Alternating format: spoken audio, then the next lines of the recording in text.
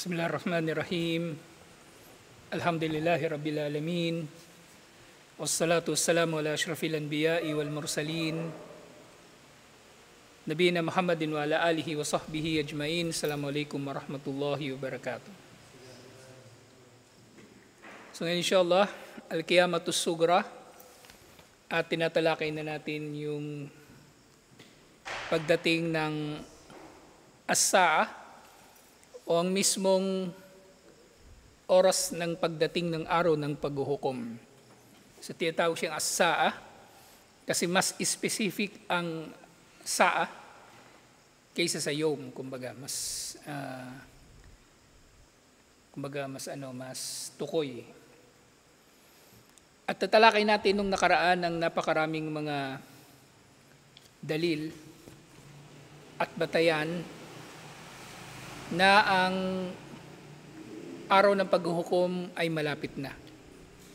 At ngayon insyaAllah, mabanggit naman natin yung mga batayan, mga ayat, mga hadith na tumutukoy na ang oras ay malapit na. Nung nakaraan, siguradong ito ay darating. At ngayon naman insyaAllah yung mga batayan na ito nga ay malapit na. So doon sa Surah Ghafir,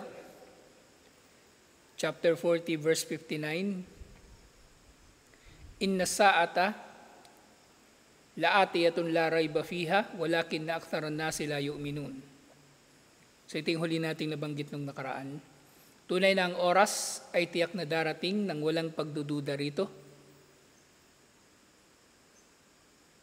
Subalit ang karamihan sa mga tao ay hindi naniniwala.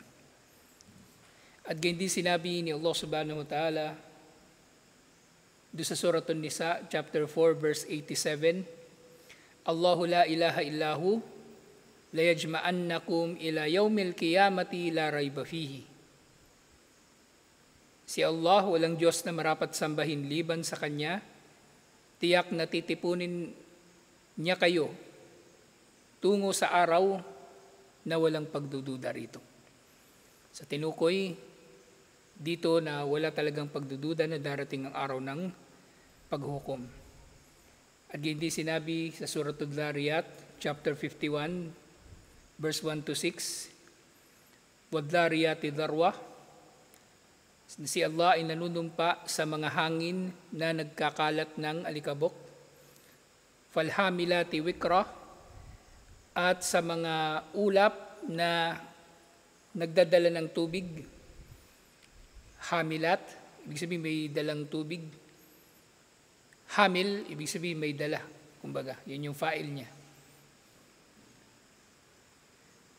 Faljariyati Yusra, at nanunumpa din siya sa mga jariyat, mga barko na lumulutang na, kumbaga, panatag, lumulutang o naglalayag ng panatag.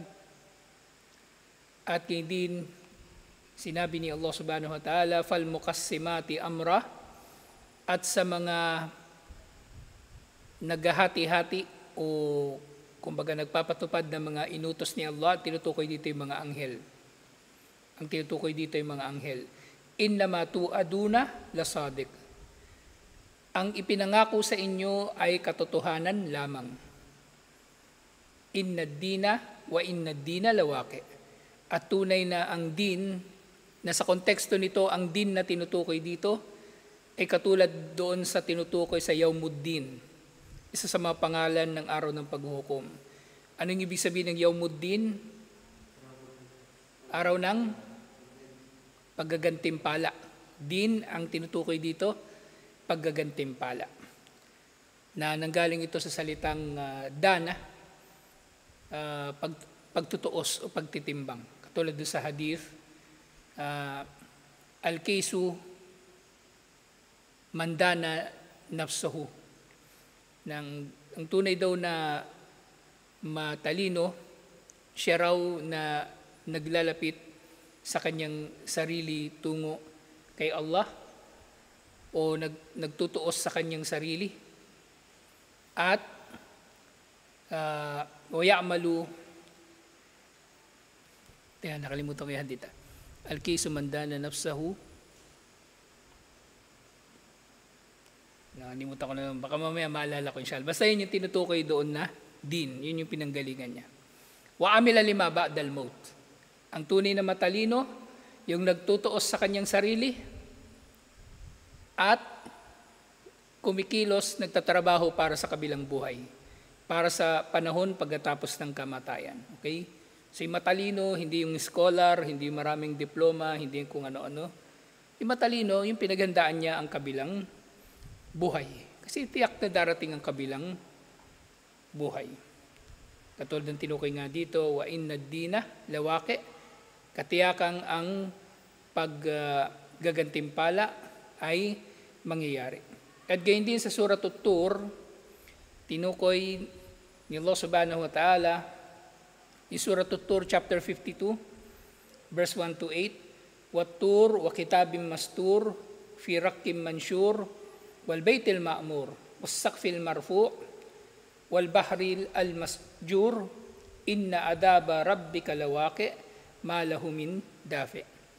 Na nanunumpa si Allah subhanahu wa ta'ala sa bundok ng Tur, na yung bundok sa Sinai, na doon nagtagpo si Musa alayhis salam at si Allah, pero syempre narinig niya lang yung boses ni Allah doon. At sa Baytul Ma'mur, ano yung Baytul Ma'mur? Ito yung Kaaba para sa mga anghel. At nanunumpa si Allah, nanunumpa si Allah sa aklat na kumbaga mastur, isinulat, at sa rakkim manshur, yung rak na tinutukoy yung yung sinaunang papel na nirorolyo. Di ba wala namang libro nun, nirorolyo, ganun siya. At sa Baytul Ma'mur, nanumpa si Allah, was sakafil marfu, ang tinutukoy dito, sakaf, bubong. Okay? Sakf, bubong. Marfu, ibig sabihin, anong ibig sabihin kaya ng marfu? Ano yung root word niya? Marfu. Rafa'ah. Kung arafa, ma'ruf, hindi marfu. Arafa. Ba? Ang maf'ul niya, marfu. So, ibig sabihin, bubong na itinaas, ang tinutukoy dito ay yung langit. Wal bahril masjur, nanunumpa si Allah sa dagat na napupuno ng tubig, na siyempre sa araw ng paghuhukom, ito ay maglalaho din at sisilaban ayon sa iba pang mga tafsir. Mag-aapoy ang dagat.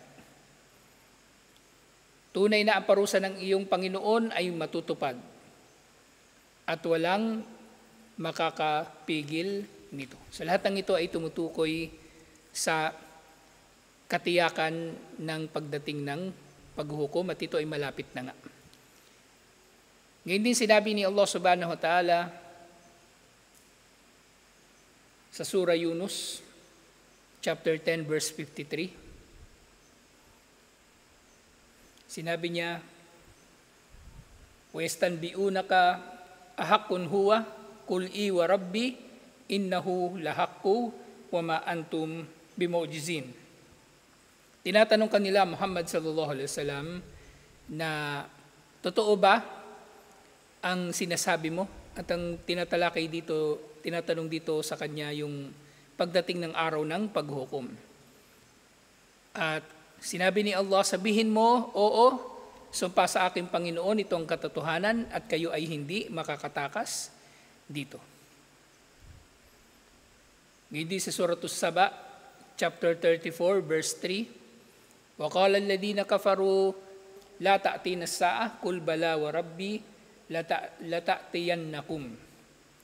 Sinasabi namang hindi mananampalataya, hindi darating ang oras kahit kailan. Ang araw ng paghuhukom ay hindi darating kahit kailan. Subalit sinabi ni Allah, sabi mo sa kanila, totoo ito at sumpa sa aking Panginoon, ito ay tiyak na darating sa inyo. At panghuli na tinukoy ni Sheikh Omar Al-Ashkar, ito ay nasa Surah Luqman, chapter 31, verse 33, Inna wa'dallahi haqqun, fala tagurrannakumul hayatud dunya.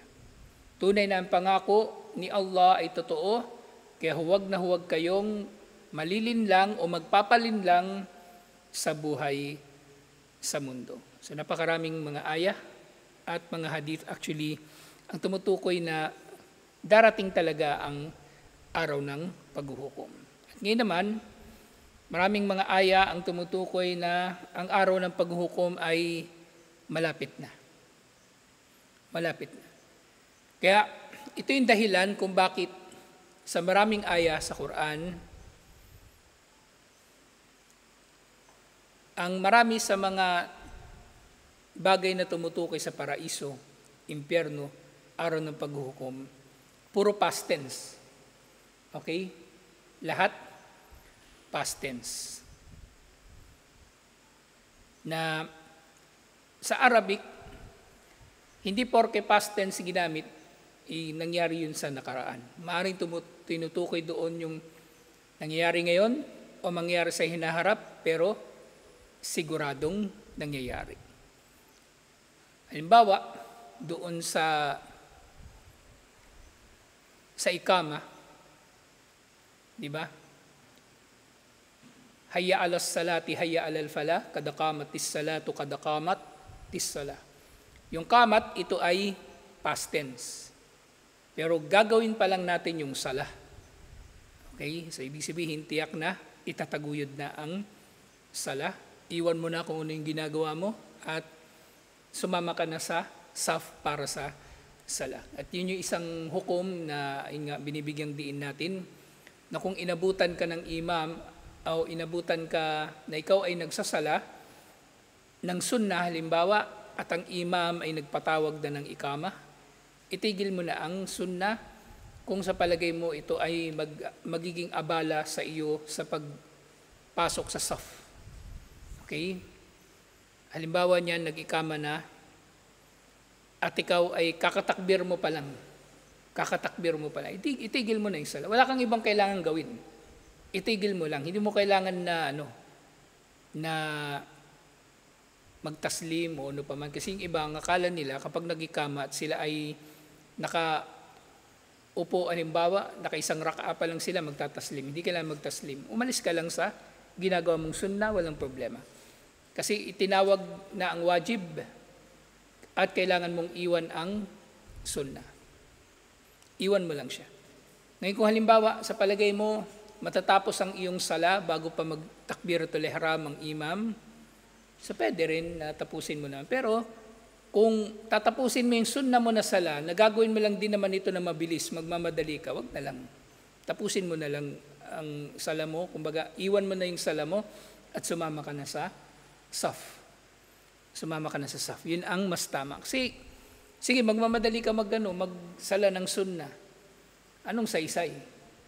Kung wala naman dito yung isa sa mga rukun ng sala, ano yun? Yung tuma'nina, yung kapanatagan. O natapos mo nga yung 2 rak'a, sunnah, pero wala naman sa kapanatagan. Tapos habang nagsusunna ka, binibilisan mo yung sunnah, minumura mo yung imam sa isip mo, buisit na imam to, nagpaikama, alam niyang nagsusunna pa ako rito, nagpaikama na, hayop talaga yan, demonyo. Hindi ganon.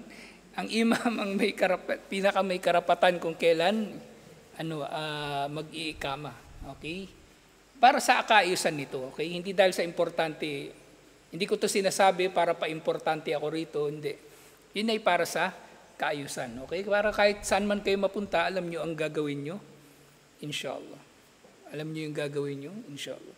So yung mga tinatalakay natin dito, yung tungkol sa karapatan ng imam, karapatan ng guro. Tinuturo ko sa inyo yun, hindi para bigyan nyo ako ng special treatment. Wala akong pakialam sa inyo. Igalang nyo ako, hindi, wala akong pakialam. Bahala kayo sa buhay nyo. Pero pag mapunta kayo sa iba, siguraduhin nyo na kumikilos kayo ng marapat, inshallah, para hindi kayo napapahiya. At siyempre, kalulugdan kayo ni Allah, unang-una at higit sa lahat. So, ang oras ay malapit na. So, yun nga, ito ay tinutukoy sa maraming ayah sa Quran. Halimbawa, doon sa Suratul Qamar, chapter 54, verse 1, Iktarabatis sa'atu wanshaqqal qamar. Lumapit na ang oras at ang buwan ay nahati. So tinukoy dito yung isa sa mga malalaking palatandaan ng pagdating ng araw ng paghukom, yung pagkahati ng buwan. Isa sa himala ni Propeta Muhammad sallallahu alaihi wasallam. So lumapit na ang oras ng paghukom na sabahan nila yun nga, yung katulad na banggit ko dati. Kung yung mga sahaba, ganun ang pangamba nila na baka darating sa panahon nila ang araw ng paghuhukom, paano pa kaya tayo? Ilang taon na ang lumipas matapos ang mga sahaba. Ngayon, ayon sa Hijri calendar, 1445. So ilang taon na ang lumipas. So, ibig sabihin, mas malapit tayo kaysa sa kanila. So mas dapat tayong matatakot na baka tayo yung aabutan ng Dajjal o nung pagsikat ng araw sa kanluran at iba pang mga malalaking palatandaan bago dumating ang mismong araw ng paghuhukom. Sinasabi nga rito, one shikakul kamar, ihda al-amarat ad-dala ala kurbi wuku'iha. Ang pagkakahati ng buwan ang isa sa mga palatandaan na tumutukoy sa pagiging malapit ng araw ng paghuhukom. Walamma kanat as-sa'a qad iktarabat qurban aziman fa innal Qur'ana yusawwiru annaha atat wa hadarat. At dito nga sinabi katulad ng binanggit ko kanina, dahil malapit na ang oras, ang Quran ay nagsasalita na para bang ito ay narito na o nangyari na. Kaya madalas past tense ang fiil na tumutukoy sa araw ng paghuhukom, impyerno, paraiso, at iba pa. Sa Suratul Qamar uli, hindi. Sa Suratul Nahl pala. Sa Suratul Nahl, chapter 16, verse 1, sinabi ni Allah, Ata amrullahi fala tastajilu.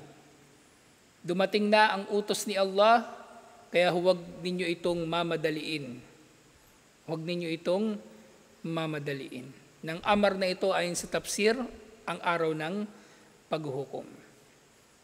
Walau kana al-basharu yuqinuna bima anzalallahu bikalbin mubassir o mubsir wa aqila hadir mudrika lahalahum al-amr wa malaka alaihim nufusahum. Na kung ang mga tao lang sana ay nakatitiyak na ang mga ibinaba ni Allah subhanahu wa ta'ala ay tatanggapin nila sa kanilang mga puso nang mayroong pagtanggap, malalaman nila na ang bagay na ito ay seryoso at totoo at ang kanilang mga kaluluwa ay tatanggap dito ng buong buo. Walidhalika kana haluhum ajaban, al-khataru karibun karib. Pero kakaiba nga ang mga tao, ang panganib ay palapit ng palapit, wa ma'adhalika fa innahum gafiluna anil hawli alladhi yakadu yatbaqu alihim. Pero sila ay nalilingat pa rin sa panganib na maaring darating sa kanila anumang oras, wa yuhitu bihim, at papaligid sa kanila anumang oras. Na maaring sabihin natin na sige, malayo pa ang araw ng paghuhukom, okay? Pero actually, para sa bawat isa sa atin, kailan ba nagsisimula ang paghuhukom ng bawat isa sa atin? Sa kamatayan. Okay? So, wag mong pansinin yung yung isipin mo, matagal pa siguro darating si Dajjal, matagal pa darating. Ang isipin ng bawat isa sa atin yung kamatayan ng isa't isa, kasi sa kamatayan, technically nagsimula na ang paghuhukom para sa atin. Okay? Hindi katulad ng kuffar. Yung mga kuffar, problema nila yung Armageddon, kaya sinusuportahan nila Israel. Ang number one na nagpopondo sa mga nangaagaw ng mga lupa at bahay sa Israel, mga Amerikano, na inakala nila na kapag sinuportahan nilang Israel, kalulugdan sila ng Diyos. Kasi ang inisip lang nila yung mga mangyayari sa end times, kumbaga. Pero hindi nila iniisip yung sarili nilang kanya-kanya nilang mga kamatayan, kung paano sila haharap kay Allah kapag binawi na ng malakal maut ang kanilang mga kaluluwa. Sumunod na aya, ito ay nasa Suratul Anbiya, chapter 21, verse 1 to 3. Iktaraba linnasi hisabuhum wahum fi gaflatim muridun. So dito, past tense uli, iktaraba. Iktaraba, ibig sabihin lumapit. Lumapit na sa mga tao ang kanilang paghuhukom. Pero sila ay nasa pagkalingat at sila ay mga tumatanggi. Tinatanggi nila ang katotohanan na parating ng araw ng paghuhukom, parating na ang kanilang kamatayan at anumang may kinalaman sa kabilang buhay. Itong aya na ito, nakita ko ito minsan nakapost sa Facebook. Iktaraba linnasi hisabuhum.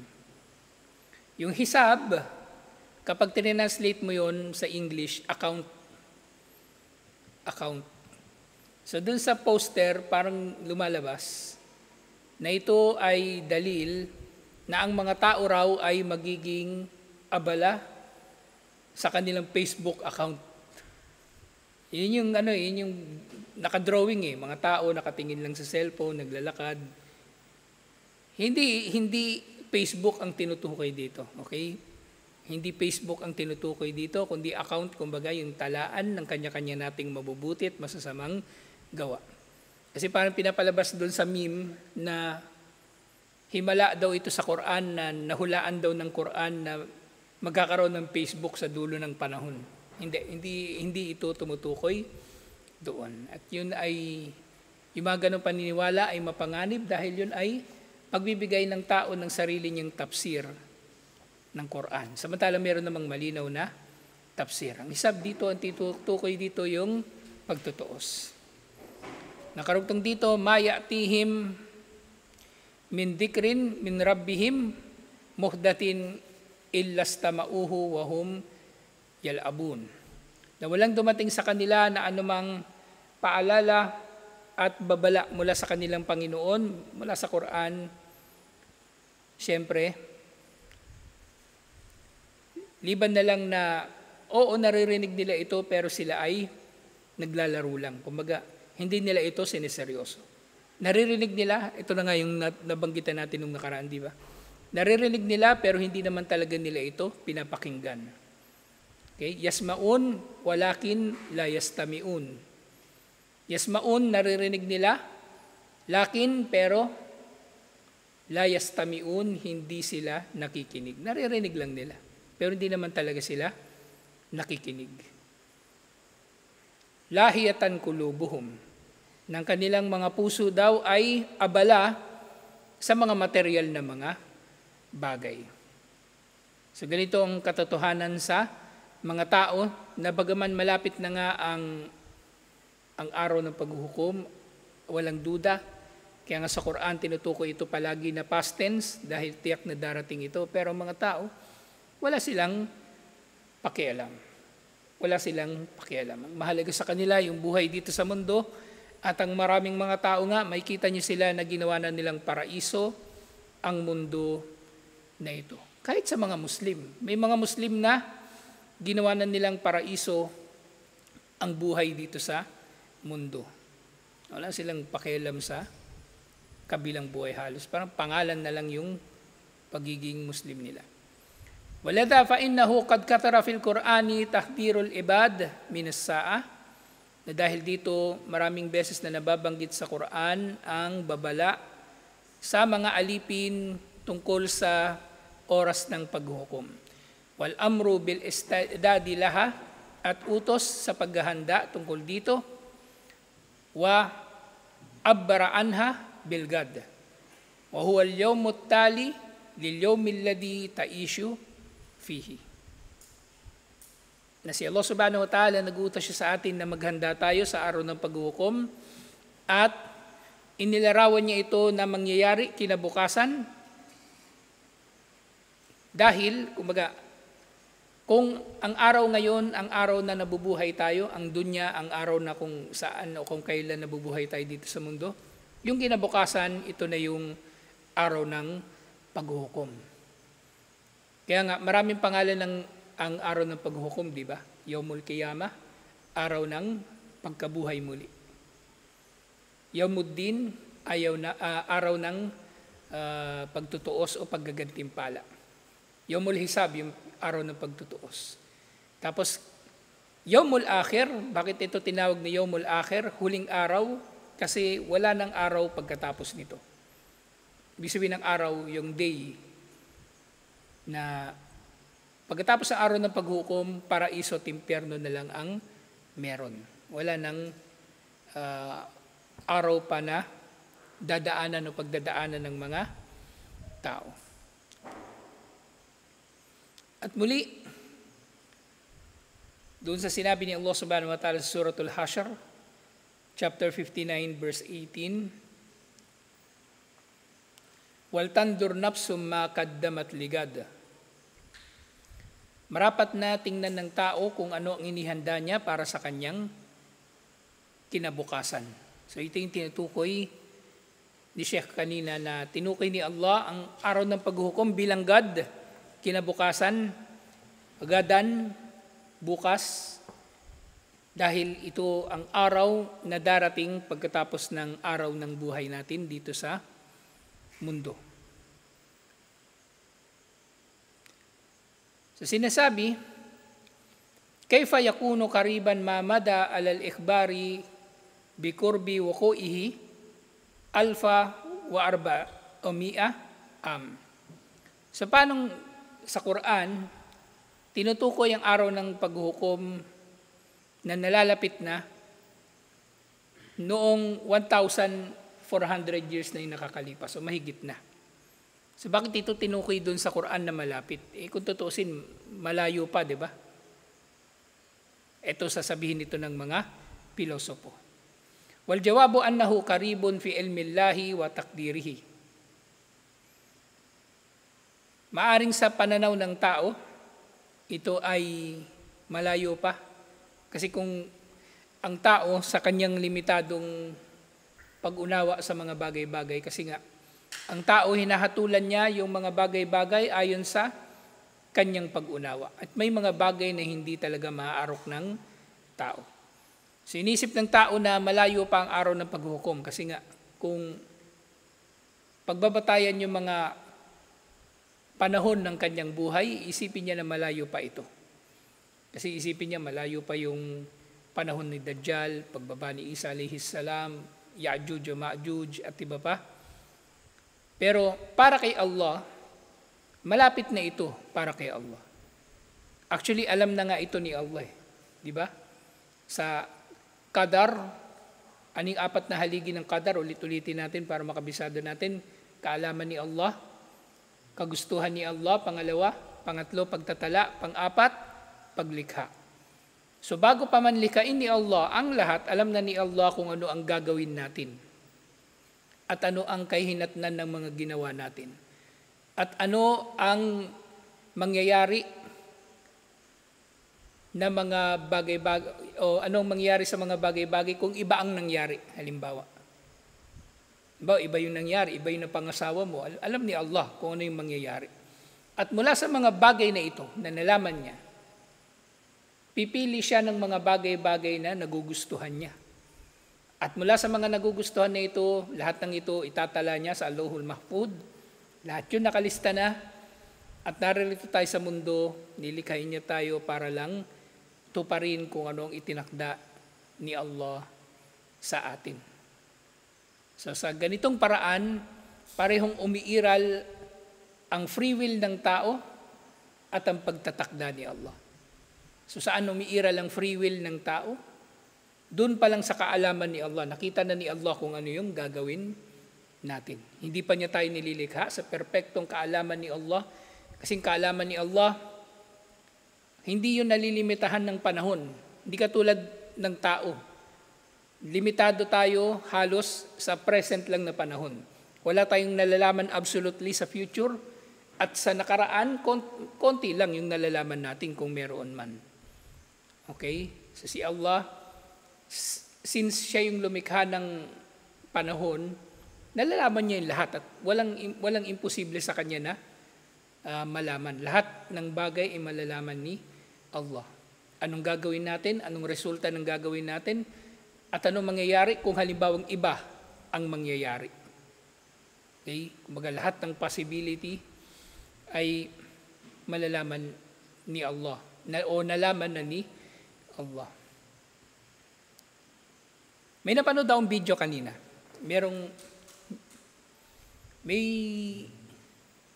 Sa Mindfield. Hindi ko alam kung napapanood sa YouTube yun. Si Michael Stevens yung host yung sa Vsauce. So meron siyang series yung Mindfield. Nakalimutan ko yung pangalan, tawag doon sa device. So yung device na yun, simple lang siya. Meron kang pipiliin na pipindutin. At iilaw yun bago mo pa man siya mapindot. At palaging tama yung pag-ilaw.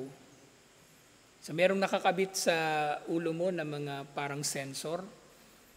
At pipindutin mo pa lang yung gusto mong pindutin, mauuna na siyang iilaw kasi alam o nade-detect nung device na yun kung anong iniisip mo. Sa pamagitan ng pag-aaral kung ano yung gagawin mo doon sa pipindutin mo, kumbaga, sa pagpipilian. Dalawa lang naman eh.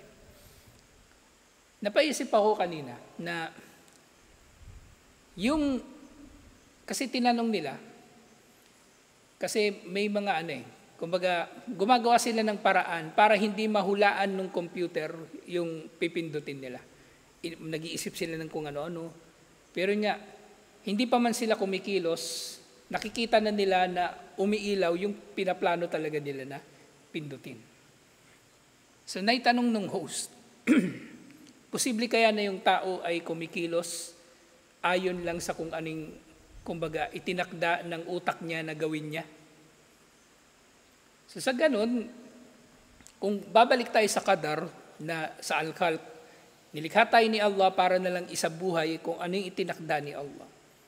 So hindi malayong mangyari na isa yun sa mga manifestation kung paanong pinairal ni Allah ang kanyang qadar. So yung utak natin, nakaprogram na yun kung ano din yung gagawin natin.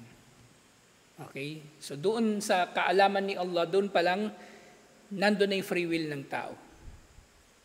Ngayon, saan naman papasok dito yung dua? Di ba may hadith ang dua? Walang anumang babago sa qadar liban na lang sa dua. Doon din yun iiral sa kaalaman ni Allah. Nalaman na ni Allah na tayo ay magdudua. At sa mga dua natin, pipili si Allah kung anong gusto niyang gawin sa dua natin. Tutuparin ba niya? Bibigyan niya ng mas mainam o ipagpapaliban niya yung pagtupad ng ating dua? O mag-aalis si Allah ng pinsala na darating sana sa atin bilang gantimpala doon sa dua. At mula sa mga yon, itatala ni Allah sa Lauhul Mahfuz. At pagkatapos, ililikhain tayo ni Allah para na lang isabuhay yung ating mga ginawa. So, kung ganito ang pag-unawa ng Muslim, napakapanatag ng Muslim sa totoo lang. Hindi na siya mag-aalala, hindi na siya mag-iisip ng kung ano-ano. Kaya makikita natin, ang kaalaman ni Allah, dahil nalaman na ni Allah lahat, ibig sabihin, makatarungan si Allah. At dahil sa kanyang katarungan, yun lang ang itatala niya. O yun lang ang magugustuhan niya ayon sa kanyang katarungan. Ayon sa kanyang katarungan, maglilista siya. At ayon sa kanyang katarungan, siya ay lilikha. Okay, so tayo, isinasabuhay na lang natin yung mga naitala na. At walang magbabago. Yun na yun. Okay, walang magbabago. Ano man yung gawin natin, sabihin natin, nalaman na ito ni Allah, 50,000 years bago pa man niya tayo likhain. Parang naalala ko may ginawang series yung GMA. Nanood din naman ako ng teleserye, pero yung may isa-isay lang. Yung adaptation nila ng Noli Me Tangere. Diba? Nagkaroon ng adaptation ng Noli Me Tangere yung GMA. Kumbaga, merong karakter doon na napunta siya doon sa mga events doon sa Noli Me Tangere. O nandun siya, nakikipag-interact siya doon sa mga tao, pero wala na siyang mababago doon sa kwento. Wala na siyang mababago doon sa kwento. Kumbaga, nakikipag-interact siya pero wala na siyang mababago. So, ganun din sa qadar. Wala na tayong mababago. Inaarte lang natin yung, hindi may inaarte, kumbaga pinaperform na lang natin kung ano yung naitala na ni Allah doon sa Allahul Mahfud. So, dito sa usapin ng qadar, actually lahat ng arkanul iman, arkanul Islam, lahat yun may kinalaman sa qadar. Kaya sa mga arkanul iman, huli na tinukoy ang qadar kasi sa lahat ng arkanul iman, ito yung pinakakomplikado, kumbaga. Pero kung maiintindihan ng tao, napaka maginhawa ito para sa kanya, inshallah. Napaka maginhawa. At maraming mga naliligaw na Muslim o Muslim na nagkakamali ng pag-unawa sa qadar dahil dito ay nagkakaroon ng kapintasan ng kanilang iman. Maring hindi sila nagiging kafir, pero dahil mali yung kanilang pag-unawa sa qadar, nagkakaroon ng kakulangan ang kanilang pananampalataya. So dito, wal tandur nafsum ma qaddamat ligad. Marapat na tingnan ng tao kung anong ginawa niya para sa kinabukasan, para sa araw ng paghuhukom, na kung tutuusin, alam na ito ni Allah. Kung pupunta ba tayo sa impyerno o paraiso, pero nilikha tayo ni Allah para isabuhay ang mga ito, nang sa gayon, walang ikakatwiran, isa sa mga hikma dito, walang ikakatwiran ng tao, na kumbaga hindi naman niya ginawa yung mga bagay-bagay na nalaman ni Allah.